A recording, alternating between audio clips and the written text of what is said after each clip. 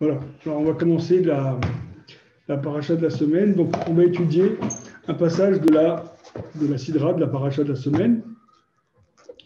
C'est celle de Vayera. Vayera, la paracha commence comme ça. Vayera elav Hashem be'elone mamri vehu yoshev petach ha'oel kechom hayom. Hashem lui est apparu dans les plaines de Mamré et lui était assis à l'entrée de sa tente à la chaleur du jour. Alors, de qui parle-t-on? Vayera elav Hashem. Hashem lui est apparu. Qui c'est lui? Bien, c'est Abraham, puisque à la fin de la paracha précédente, la Torah nous dit que Abraham a fait la Brit Mila à 99 ans, ainsi qu'il l'a fait aussi à Ishmaël et à tous les mâles de sa maison. Et Vayera elav Hashem, Hashem lui est apparu. Alors on va revenir sur les détails un peu plus tard, mais d'abord on va continuer le deuxième pasouk, deuxième verset.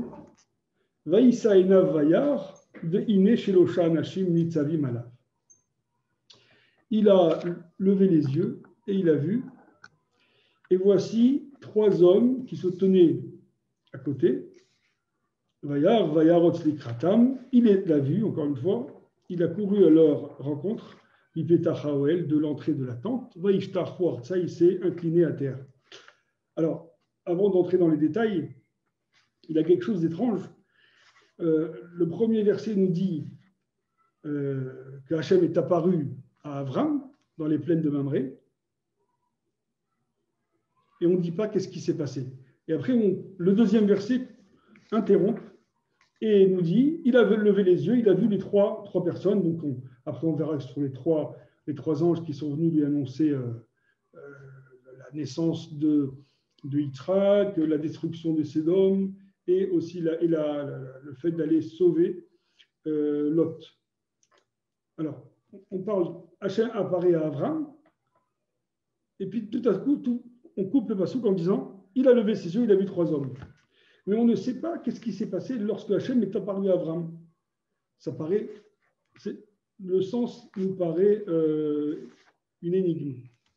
Alors le Rashi répond à cette question et il dit Vayera elav Rashi. Alors je vais m'inspirer de plusieurs commentaires de la paracha, mais je vais lire des passages dans le texte. Donc comme vous n'avez pas tous le texte, je ferai juste le strict minimum pour qu'on puisse avoir une interprétation assez claire. Alors le Rashi nous dit Vayera elav, pourquoi Hachem est apparu à Avram, l'évaquer est acholé. C'est pour visiter le malade, rendre visite, parce que Avram Amar Rabbi Chama Bachanina Yom Shelishi Lemilatoya, comme disait Rabbi Chama, fils de Chanina, c'était le 3e jour de la Mila. Uva Akadosh Baruch Hu Vesha'al Bishlomo. Et Hachem est venu et il a demandé de ses nouvelles. Donc, il est venu pour prendre de ses nouvelles et donc pour lui rendre visite, comme on va rendre visite à un malade. Et d'ailleurs, c'est de là qu'on apprend que le fait de rendre visite à un malade, c'est une très grande mitzvah. Bikur Cholim, ça fait partie des mitzvot fondamentales dans la Torah. Alors, c'est pour ça que Rachid nous dit, si on ne nous précise pas pourquoi il est venu, Abraham a fait la Mila.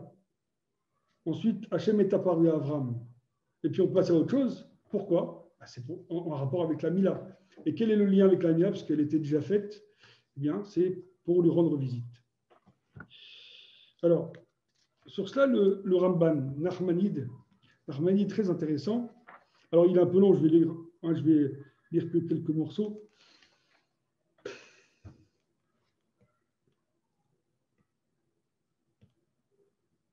Alors, il dit comme ça.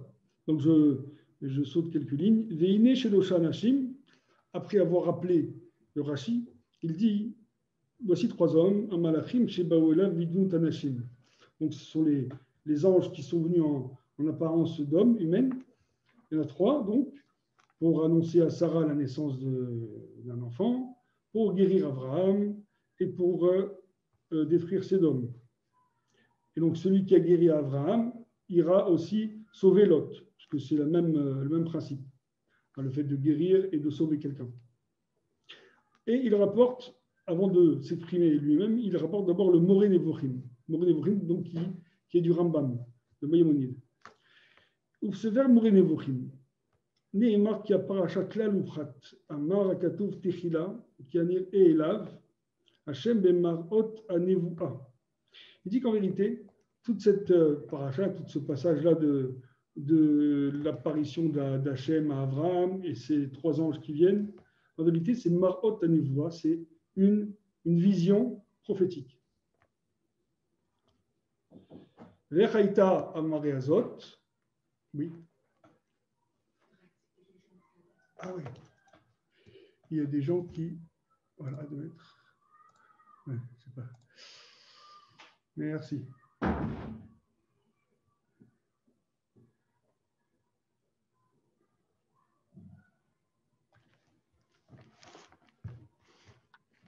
Voilà, je crois que c'est bon.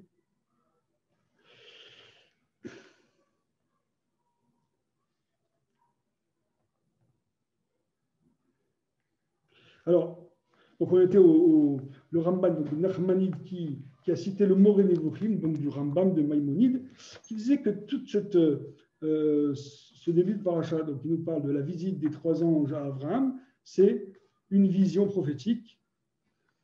C'était pas réel, c'était une vision.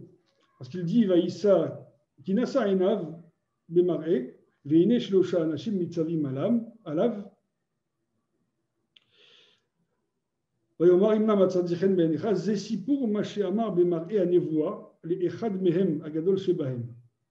C'est justement, on nous raconte qu'est-ce qu'il a vu dans cette névoua, dans cette prophétie. Donc il a parlé au plus grand.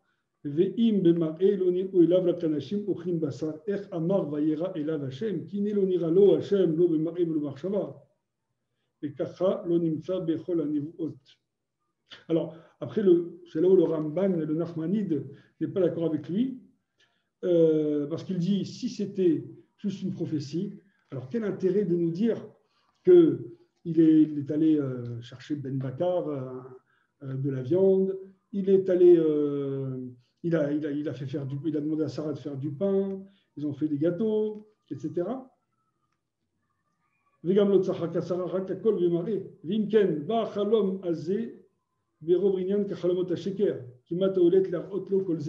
Alors, le Nachmani dit, si c'était une vision, alors il y a beaucoup de détails qui sont superflus. Parce qu'en général, lorsque Dieu envoie une prophétie à un homme, aussi grand soit-il, même pour Moshe Rabbeinu, il n'y a pas de détails inutiles. On ne va pas nous parler de la couleur quand Moshe est apparu à Moshe, quand Hachem est apparu à Moshe au Séné, au buisson ardent, on ne va pas raconter quelle était la couleur des fleurs ou des arbres qui étaient à côté, ou combien il y avait etc., quel était le décor. Or là, on nous détaille, on nous cite les détails, on a l'impression que, pourquoi? Parce que c'est vrai.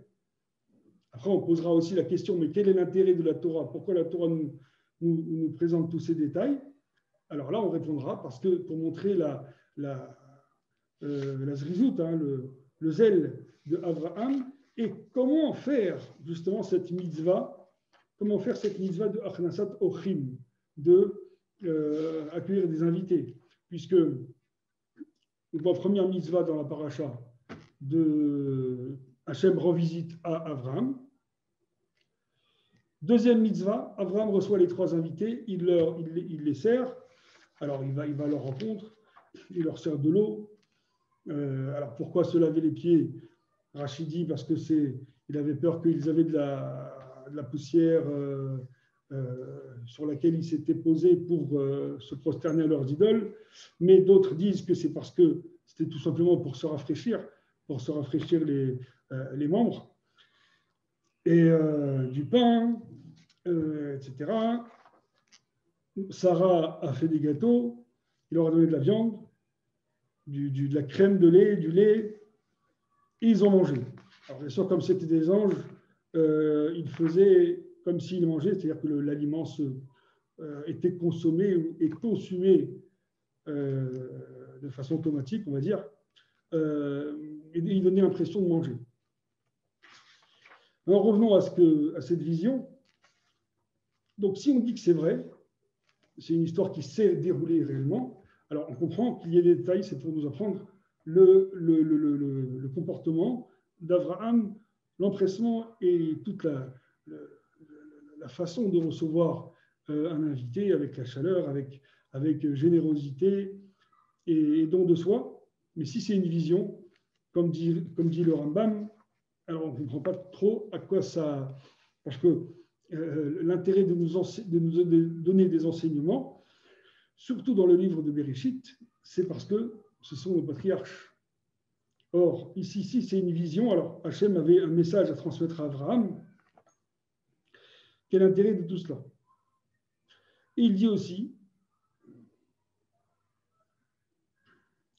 que lorsque Yaakov, plus tard, va se battre contre l'ange, là aussi c'est un ange. Parce que l'idée du Rambam, c'est de dire qu'à chaque fois qu'il y a marqué « il voit un ange », c'est une vision.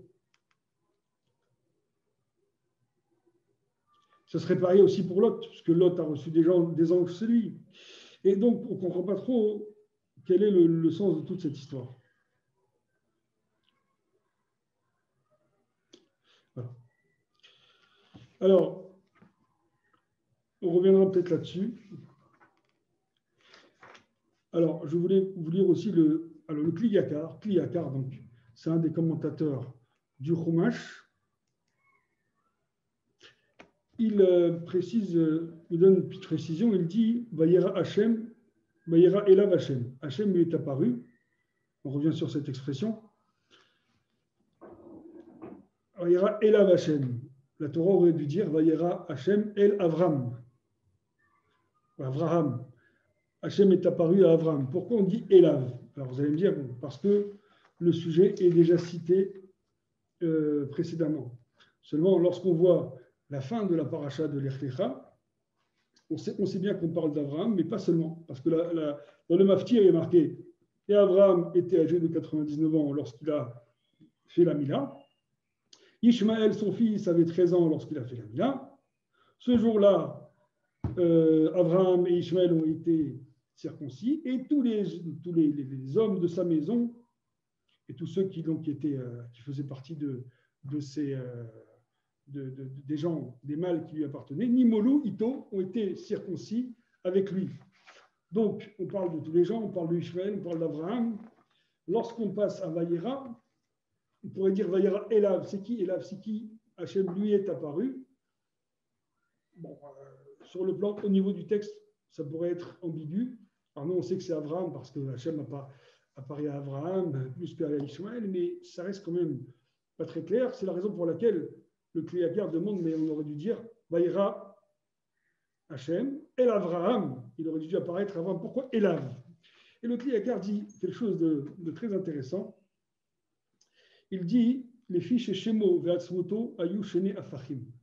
Il dit parce que son nom, le nom qu'il a, donc Abraham, et atzmoto, donc son intériorité, sa véritable personne, sont shene afachim deux opposés. Pourquoi? Parce que, bon, alors je traduis directement, hein, car son nom Abraham, c'est quoi? C'est, comme on l'a vu, c'était le père qui Av Amon Goim, de Taticha. C'est le père d'une multitude de nations.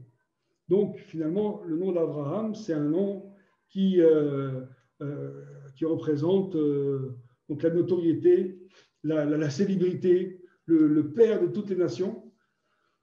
D'accord? Donc, c'est plutôt l'homme qui est connu de tous. Hein, le père des nations, d'ailleurs, jusqu'à aujourd'hui, hein, toutes les religions se revendiquent d'avoir comme patriarche Abraham. Et Atzmuto lui-même, il était Aya Anav, il était humble, modeste. Donc finalement, il y avait comme ça dans sa personnalité, alors je ne vais pas dire une double personnalité, mais deux tendances. D'un côté, lui-même, Atzmuto, lui-même, sa personne, c'est Afar va Efer, je suis de la poussière du sol et de la cendre. Et donc, pour lui, il était tellement humble, se considérait comme la poussière de la terre. D'un autre côté, il représentait le Père des nations. Donc finalement, lorsque Hachem vient lui rendre visite, Hachem vient lui rendre visite par rapport à laquelle de ces dimensions? Est-ce que c'est en tant que personnage important ou en tant qu'Abraham, lui, de sa modestie? On pourrait penser que lorsqu'Hachem vient, imaginez un roi qui vient rendre visite à un personnage important, eh bien, il vient officiellement en tant que roi pour visiter le ministre, le président. Là, non. Hachem, on ne dit pas « Vaïra Hachem el Avraham ». Hachem n'est pas apparu à Abraham en tant que père des nations, en tant que personnage notoirement connu, mais en tant que Elav. Vaïra Elav Hachem. Elav, c'est-à-dire à lui. Qui c'est lui? Bon, c'est Abraham, mais c'est lui, donc sa personne. C'est pourquoi Hachem lui apparaît, parce qu'il est Elav. Elav, c'est lui, c'est un homme modeste et humble. Pas parce qu'il est Abraham, pas parce que c'est le père des nations, mais parce que Hachem apprécie sa qualité, la qualité de la modestie. Hein, on sait bien que la hanava, c'est la chose la plus aimée, la plus enviée de Dieu par rapport à l'homme. Voilà, donc c'est ça qui va faire que Hachem vient apparaître à Abraham.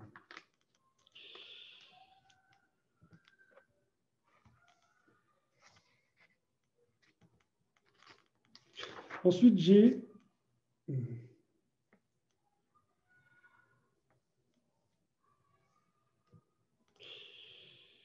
instant.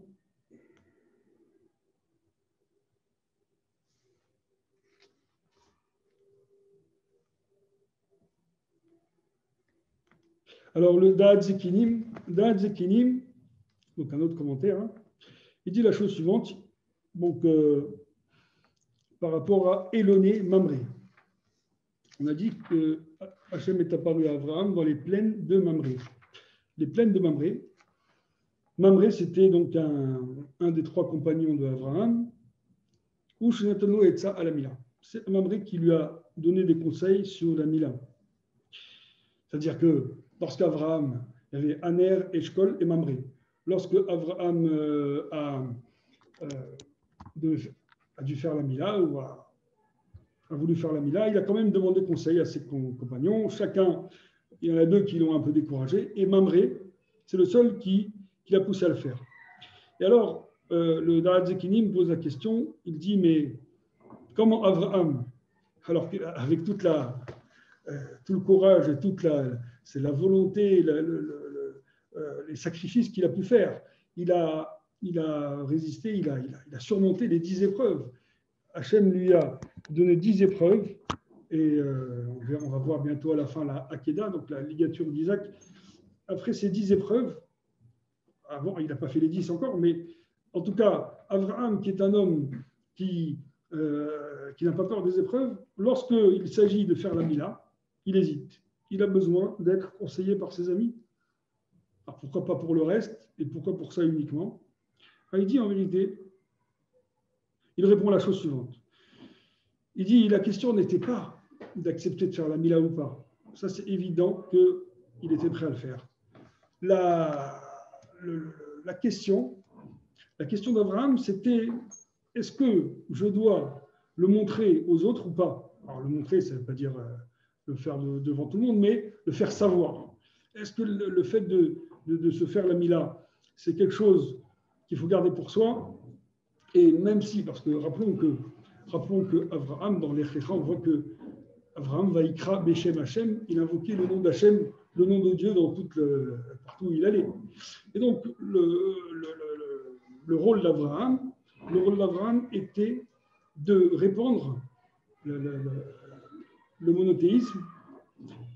Alors, maintenant, il va dire, peut-être qu'il faut aussi répandre cette idée de faire la Mila, parce que la Mila, c'est une alliance avec Hachem. Alors Mamré lui a dit, c'est sur ça qu'il lui a dit, oui, je pense que oui, parce que justement, par cela, contrairement à ce qu'on peut penser, la Mila, on le voit jusqu'à aujourd'hui, que même les gens les plus éloignés du judaïsme, gardent quand même, dans la majorité, gardent cette mitzvah de la Mila. Pourquoi? Parce que la Mila, c'est vraiment quelque chose qui nous attache profondément à notre tradition du judaïsme. Et c'est ce que Abraham a voulu. Donc il a, par le conseil, en suivant le conseil de Mamré, il l'a fait savoir à tout le monde pour justement divulguer cette mitzvah. Et c'est la raison pour laquelle Hachem a dit, puisque Mamré lui a donné un bon conseil, je vais apparaître à Abraham, c'est-à-dire me dévoiler à Abraham, Be'eloné Mamré, dans les plaines de Mamré. Alors certains disent que Eloné Mamré, Elon, c'est en fait, ça ressemble au mot Ilan. Ilan, c'est un arbre. Donc c'est les arbres de Mamré, parce que Mamré avait des champs, et donc il y avait beaucoup d'arbres. C'est la raison pour laquelle, dans quelques versets, on verra que Abraham va dire aux trois messagers, il va leur dire, installez-vous sous l'arbre pour vous reposer, vous détendre et ne pas être frappé par le soleil. Donc c'est parce qu'il y avait des arbres. Voilà. Alors ça c'est une première partie.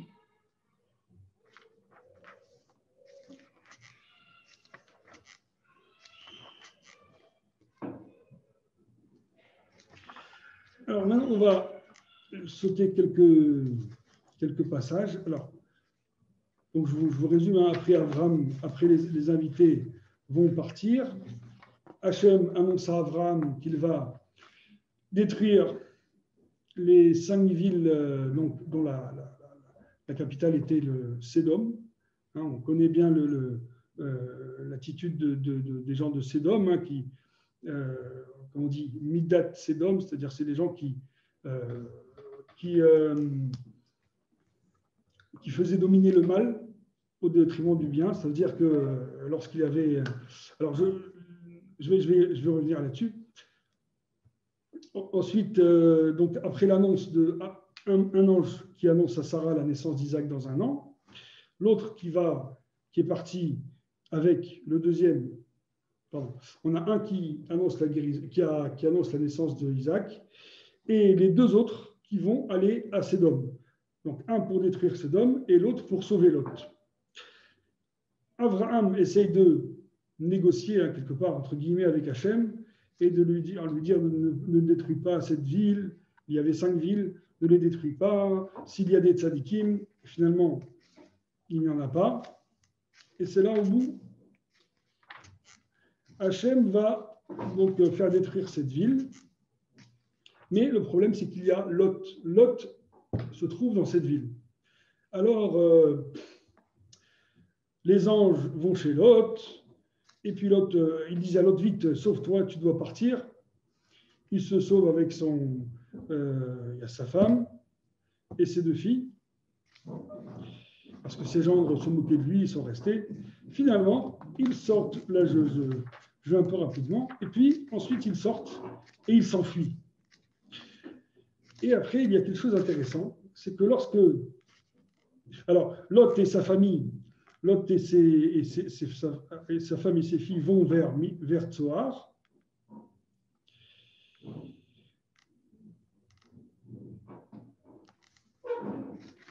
Et Hachem fait pleuvoir une kir al Sedom valora gofrit vaesh. Gofrit vaesh, du soufre et du feu qui tombe du ciel, qui tombe sur Sédom pour détruire ces 5 villes. Sédom, Amora, Adma, Tsoim et Tsoar.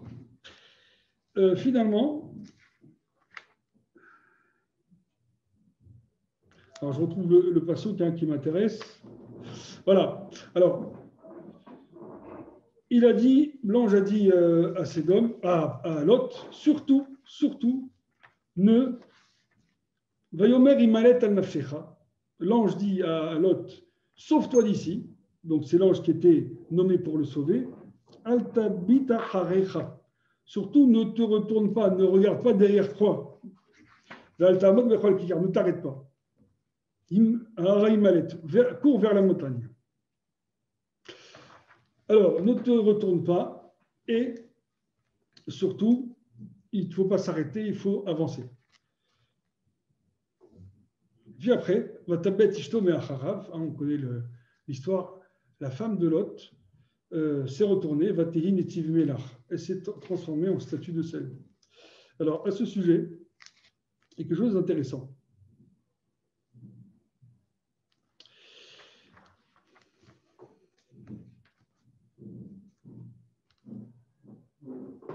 Il y a quelque chose d'intéressant au sujet de cette idée de statue de sel. Donc, d'une part, il ne fallait pas que Lot et sa famille se retournent pour voir la destruction de Sodome. D'autre part, la femme de Lot s'est retournée et elle s'est transformée en statue de sel. Pourquoi? Alors, Rachid dit Netiv Melach. Pourquoi? Va Melach Chat'a ou va Melach Lakta. Parce que elle a fauté à cause du sel. Et avec le sel, elle a été frappée. Il lui a dit, Lot a dit à sa femme, mais donne un peu de sel aux invités. Amralo, il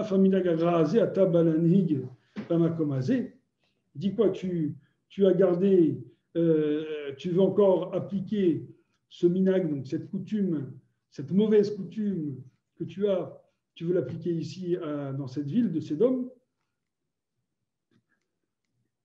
Donc, en fait, elle avait toujours une mauvaise parole à dire, toujours de critiquer les coutumes. L'autre, lui, finalement, même si l'autre n'était pas un grand sadique, mais bon, il avait appris des choses d'Abraham. Il a suivi le comportement d'Abraham, donc en l'occurrence d'accueillir des invités. Et lorsqu'il recevait des invités, il posait tout simplement du sel à table, comme on a l'habitude. Et la femme de Lot se moquait de cette habitude et a critiqué cette pratique. Alors, à cause de ça, Rachid dit, eh bien, puisqu'elle a fauté, elle sera punie par le sel. Seulement en devenant une statue de sel. Bon. Alors, c'est peut-être l'idée, il y a une idée, mais ce n'est pas suffisant, on va aller un peu plus loin.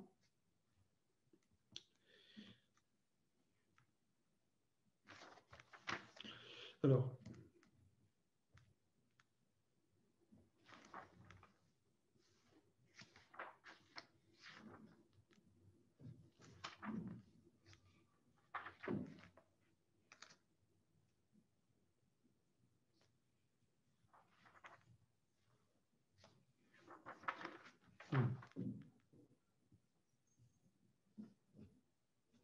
voilà, on va lire le Rajbam. Le Rajbam, donc, c'est aussi un des commentaires de la Torah. Bijvil Saach Hatanecha Shebaïr. Alors, lui dit pourquoi il ne faut pas se retourner. Bijvil Saach Hatanecha Shebaïr. Alors, bon, Rachid lui dit il ne faut pas se retourner parce que déjà, toi, Lot, tu as été sauvé in extremis grâce au mérite d'Abraham.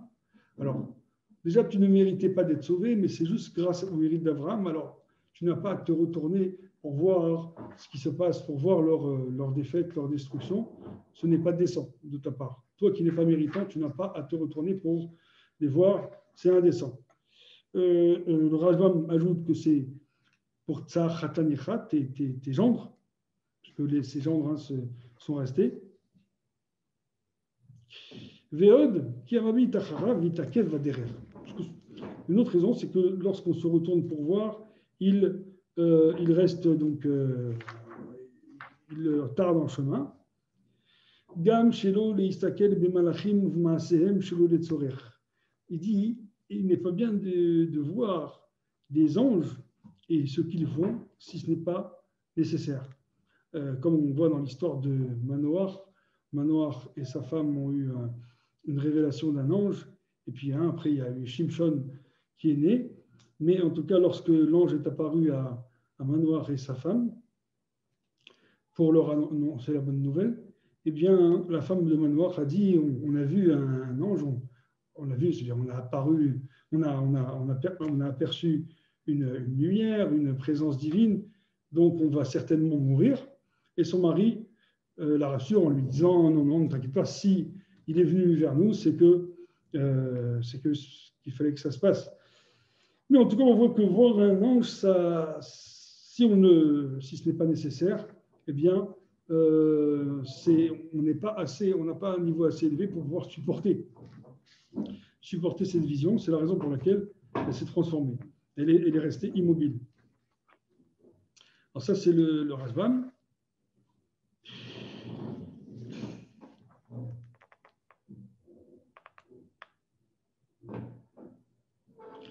Alors, le Or HaChaim dit quelque chose. Ouais. Le Or HaChaim dit, alors c'est une idée intéressante. Atam le tzad ki akarat peni ha'adam ta'anebu.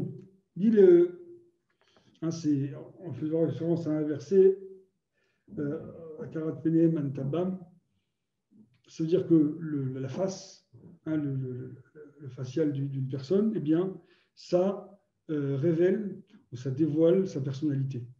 Bien sûr que c'est quelque chose qui c'est pas donné à tout le monde de savoir interpréter la personnalité de quelqu'un en regardant un visage. En tout cas, ça existe et c'est quelque chose qui est véridique, qui est affirmé par la Torah. Et donc, c'est la raison pour laquelle le visage est tellement spécifique que chaque personne a un visage différent.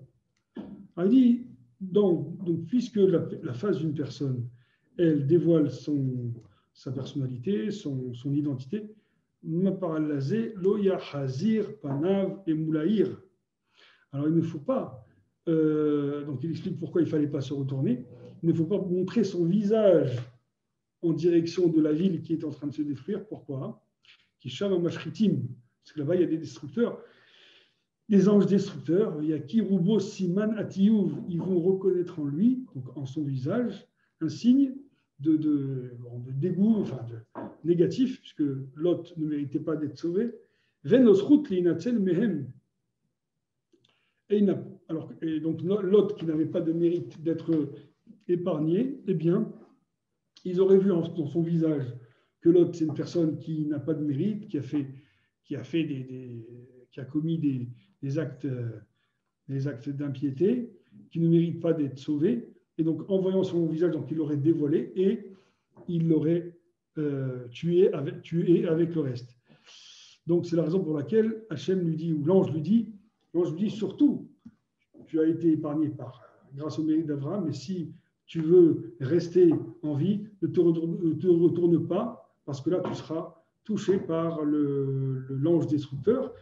Et donc, c'est la femme de Lot qui était... Alors, pourquoi elle s'est retournée? Parce qu'elle a eu beaucoup de peine de perdre toute sa maison, ses biens, tout ce qu'elle avait, puisqu'apparemment, ils avaient beaucoup de biens, ces hommes. Elle s'est retournée comme par dépit et en voulant voir si tout était détruit. Et donc, les anges destructeurs l'ont atteint.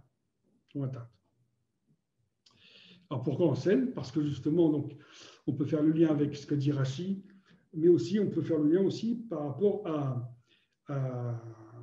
la pluie. Alors, on a dit du feu et du soufre, mais dans la paracha, vous savez, dans la paracha de Nitzavim, on dit Ugofrit vamilar serefa kolarta. Alors, même si on parle d'autre chose, mais en tout cas, Kema Pechat Sedom, on compare à la destruction de Sedom et Amora. Donc, on peut dire que c'est le sel, c'est peut-être le sel qui s'est répandu et qui a recouvert la femme de Lot et qui en a fait une statue de sel. Et il y a aussi une explication du Ramban. Alors, le Ramban, qui est assez... qui n'est pas très rationnel, mais intéressant. On va voir ça. Et donc, ça peut peut-être un peu ressembler à certaines maladies qu'on trouve de nos jours. On verra. Le Ramban, donc Darmani, dit la chose suivante. Venya nisura abata amar Rashi ata irshata imaem. Rashi a dit donc Ubiskut Avraham atanisol encha rasha ilirot mepuranotan. Hein, Rachi a dit que, parce que comme toi, Lot, tu n'étais pas méritant, c'est uniquement grâce à Abraham que tu es sauvé. Tu n'as pas le droit de voir la destruction des habitants de la ville de Sédom, parce que tu n'es pas méritant. Veod Moïnen. Alors il dit encore, alors celle-là, c'est lui qui parle, Nachmanide qui parle, et qui dit, il y a encore un point, qui areot be'avir adavar ufchol acholaim anibakim. Il dit, lorsqu'on voit, on regarde l'espace, l'air qui contient des maladies nidbakim, donc contagieuses. Donc, si l'air qui contient des maladies contagieuses, il y a zik meod yad bikem. Donc, c'était très dommageable et on peut les attraper. Alors, il ne parle pas seulement de la contagion parce que la maladie se déplace, mais c'est le fait de voir de même la pensée. Le fait de penser à quelque chose, des fois, ça peut nous apporter la maladie. Alors là, il y a justement quelque chose d'ambiguïté entre le côté un peu physique, matériel de la maladie et le côté psychique, psychosomatique. C'est-à-dire qu'on a l'impression que le Ramban ici essaie de dire que des fois, le fait de penser, peut-être on parle évidemment d'une personne qui a tendance à avoir une maladie, si elle y pense trop, elle focalise trop son esprit, eh bien, quelque part, elle va un peu s'attirer cette maladie. Ça va lui venir. C'est un peu ça qu'il dit, la pensée. Il dit, c'est pour ça que le Metzora, le lépreux, vous savez, celui qui dit du Lachon Hara et qui est mis en quarantaine, qui est isolé, on l'isole pour justement lui montrer que, comme il a dit du Lachon Hara, il doit s'isoler. Mais c'est aussi, dit le Ramban, parce qu'il est contagieux quelque part. Il va influencer sa maladie entre guillemets, parce que ce n'est pas vraiment une maladie, on va dire, qui relève de la médecine classique. En tout cas, ça pourrait contaminer d'autres. Des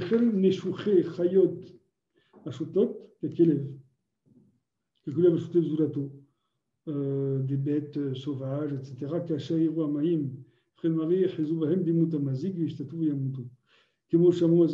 je saute ça. C'est la raison pour laquelle la femme de Lot s'est transformée en statue de sel. Pourquoi? Car la maka, donc la plaie, ou cette punition qui l'a frappée, elle est venue Bemachashavta, avec sa pensée, Kacher Ra'ata, Gofrit Vamelach, Ayored Alehen, Munashamaim.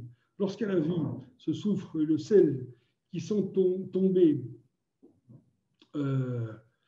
qui sont tombés donc du ciel, elle les a vus, elle a vu tout ça tomber, elle a pensé, et donc peut-être qu'elle a, en regardant ça, elle a un petit peu attiré ça en elle, Vedav Kaba, et ça s'est attaché à elle, ça l'a contaminée. Et donc c'est pour ça qu'elle-même s'est transformée en statue de sel.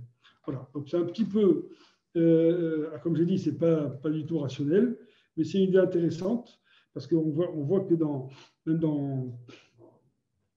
les nouvelles médecines, etc., il y a beaucoup de psychologie qui rentre, il y a le lien entre la pensée, ce que l'on voit, à quoi on pense, etc., les pensées alternatives, ont beaucoup d'influence sur le corps. Et là, on voit que ça peut aussi se produire, donc ça s'est produit au sujet de la femme de Lot. Donc, par rapport au Rachaim, c'est un peu différent, parce que le Rachaim disait, c'est parce que là, c'est plutôt, on va dire, spirituel. Le Rachaim, il dit, lorsque l'ange voit à travers mon visage qui je suis réellement, il dévoile ma véritable personnalité, et donc, s'il voit que il a regardé Lot, il a vu que c'était un rachat, donc tout de suite, il l'a attaqué. C'est pour ça qu'il fallait pas la femme de Lot, il a attaqué la femme de Lot, qui était une mécréante. Et donc, c'est la raison pour laquelle il ne fallait pas se retourner. Ramban dit non, parce que si tu te retournes, tu vas voir l'objet du mal, et enfin du malheur, tu vas te l'attirer, et peut-être que ça va influer sur ta personne, et donc finalement, tu vas être toi aussi, tu vas subir le même traitement. Et enfin, le Kili Yakar. Il nous reste le Kili Yakar à voir.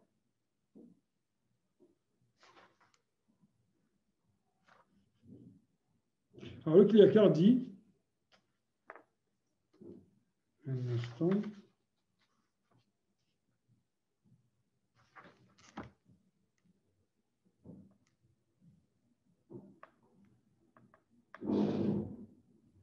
alors, oui, le Kli Yakar donne une idée intéressante. Il dit, lorsque la femme de Lot s'est retournée, il est écrit Vatabet Ishto Me'acharav. Ça veut dire, sa femme, donc la femme de Lot, a regardé Me'acharav, derrière lui. Normalement, on aurait dû dire derrière elle. Le Passouk aurait dû dire Me'acharea, derrière elle, c'est au féminin. Pourquoi Me'acharav, ça veut dire derrière lui? Alors, les commentateurs, donc le Kli Yakar dit, c'est pas qu'elle a vu derrière elle. Ici, c'est derrière lui, lui de Lot. C'est, en fait, c'est pour nous donner un enseignement. Elle a vu après lui. Acharav, c'est après lui. C'est quoi après lui? C'est lorsque Lot, lorsque Lot et sa femme vivaient à Sédom, comme on a dit, ils vivaient dans l'aisance, ils étaient c'était un notable, etc. Lorsqu'ils ont quitté Sodome, tout a été détruit et la femme de Lot, elle se dit en partant, elle se dit mais on a tout perdu.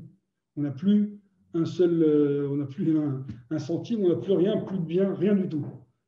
Que va-t-il se passer après? Mais Acharav, elle a vu, elle a eu une vision Acharav plus tard.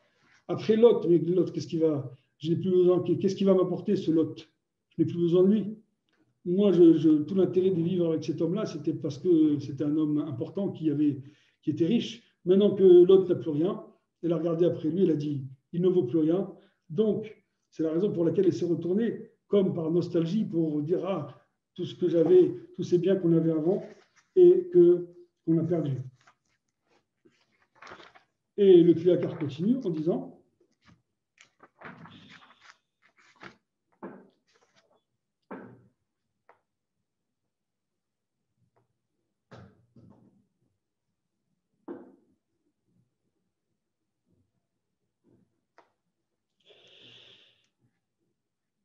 alors, il dit comme ça, il dit, et donc pourquoi sa punition, c'est justement le sel? Il dit parce que, alors, pas tout à fait comme Rashi, mais là il dit autre chose, il dit, chez l'Astam min mamona tzedaka, chez Nimshela les melach. Parce que la Gemara dans Ketubot dit, melach mamon chaser. Il dit que comment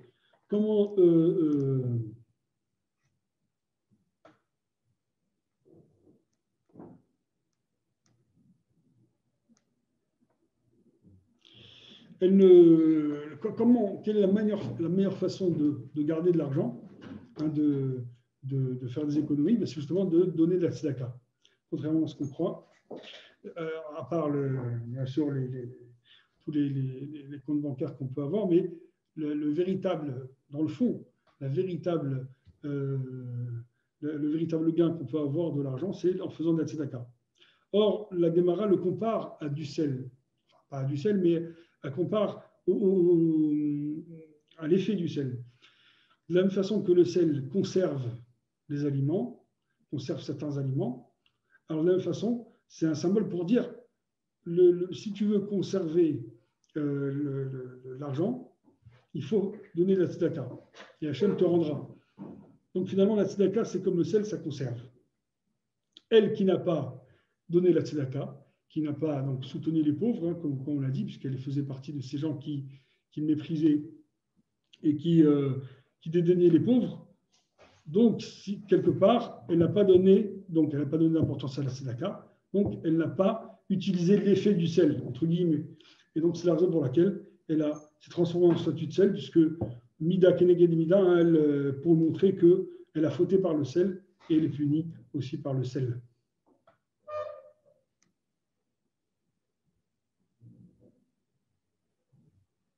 Voilà. Donc là, je crois qu'on a vu quelques points de la paracha et avec donc les commentaires, quelques commentaires.